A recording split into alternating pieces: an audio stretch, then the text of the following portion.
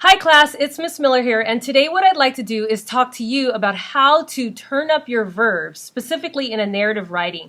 And when we do that, we write with action verbs. Now, if you look at the images below, the first one you'll see Wilma from the Flintstones, and in the very beginning she looks great. But when we do a makeover or we transform her, she looks even better. Now, not so great for little Drake at the very bottom, right? When he first hit the music industry, and of course this is a fictitious image, and then we see him after. Well, the same effect that you see here in the images that it has on us as a viewer is the same impact that your writing can have when you use action verbs for the reader.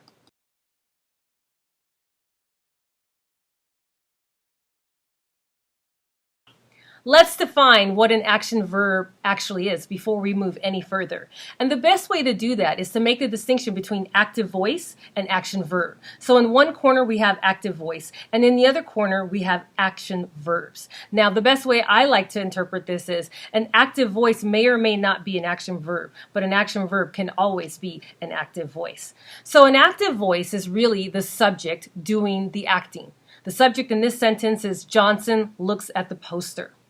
And it's an active voice. The action verb carries a great deal of information. It gives you a purpose, and it also shows some sort of emotion. So instead of saying Johnson looks, I'm going to say Johnson peered closely at the poster. Now that verb peered changes things. Now we have a little bit more information. It communicates some level of emotion, and there is a purpose that you can assume.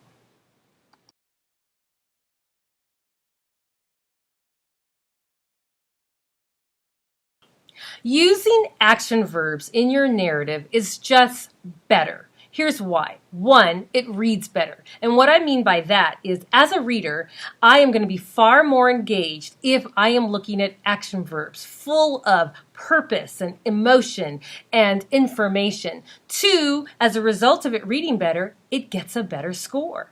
Just like we look at Wilma from the Flintstones first and then after. It looks better. Drake first and then after. It's just better. And then the third one is it complements the figurative language better. So for example, when you've written your narrative and you have your figurative language, you have your dialogue, you have all the elements of a plot, and then you go in to assess your action verbs or your verbs and make them full of action, this is going to be a strong, strong narrative, and you just can't go wrong.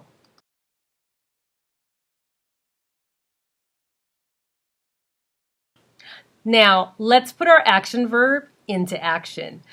Take a look at this young boy here. We could say in our narrative that he jumped, or we could say he leaped forward, he darted ahead, he soared on, he shot out, he flew by, he sprang up, he skipped, he bounced, he dove up, he plunged into it, jolted, pounced, hop, rise or rose, hurtled over, dove, skedaddled, make off, break. There's so many things that you could say. And remember, action verbs have information, emotion, and purpose. And when you use those as opposed to jump, it just is better.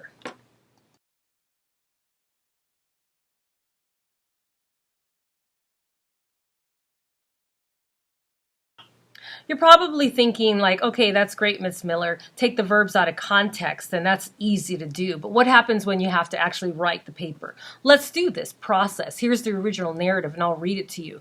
The year was 1348. I was working as a doctor in Europe during the worst epidemic that I had ever seen. It was only my 6th day on the job and at Mercy Hospital when the first case of the Black Death came through the door. It was a young woman, probably no more than 25, but she had black splotches covering her body. Now here's a narrative that sounds good, just like Wilma and Drake originally, but we can make it better.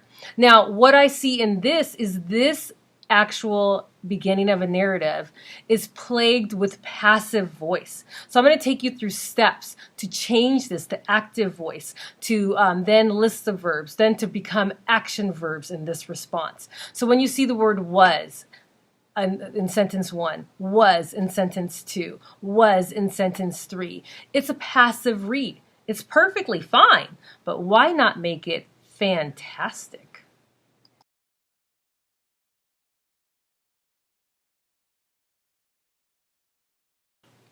Now, one of the first things we need to do is step number 1, which is to change the passive voice in this work to active voice. And I wish I had them side by side so you could see what the original one looked like. But what I did is I simply omitted the was, and I moved the subject to the beginning of the sentence and then provided you with some active voice, which is the first step.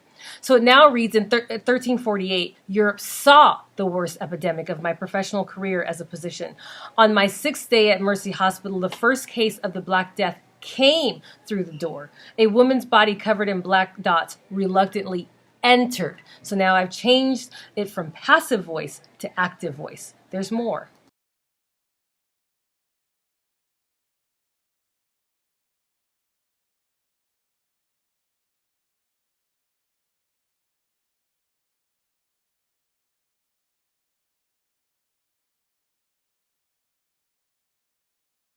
Now, step number 2 is to list those verbs. Saw is the first verb. Sentence number 2 had the word came. And sentence number 3, the verb was entered. And I put some images next to it so that we could see, we can get a picture in our mind, because we want whatever verb we choose to really include the information that we want to communicate, the purpose that we want, and some sort of emotion. So this might be my source of inspiration to help me. So even though these verbs are okay, they still can be better. So this is active voice, right? This is the initial stage. But now we need to make sure that we change it over to action verbs. That's the key.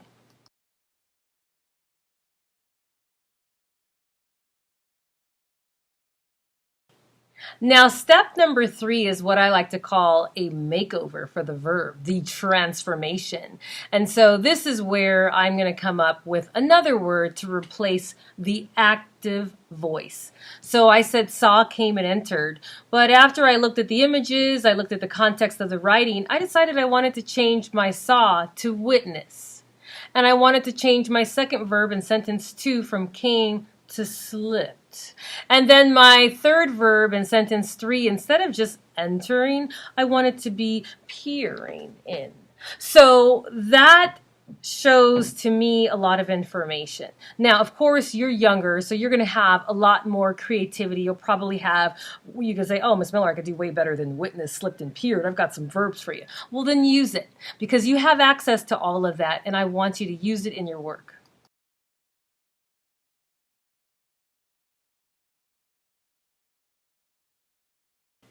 Uh-oh, here is the actual new and improved beginning narrative. Uh-oh, can we get a drum roll, please? After all, this is a makeover. Here we are, the new verb. She's trying on the new verbs. Let's see what it looks like in her paragraph. In 1348, Europe witnessed the worst epidemic of my professional career as a physician. On my 6th day at the Mercy Hospital, the first case of the Black Death slipped inside. A woman's body covered in black dots reluctantly peered through the door. Oh my goodness, this is exciting. So that's all, folks. That's how you do an action verb in your work and how to transform it. Doesn't that look great? Let's see what you can do in your narrative too.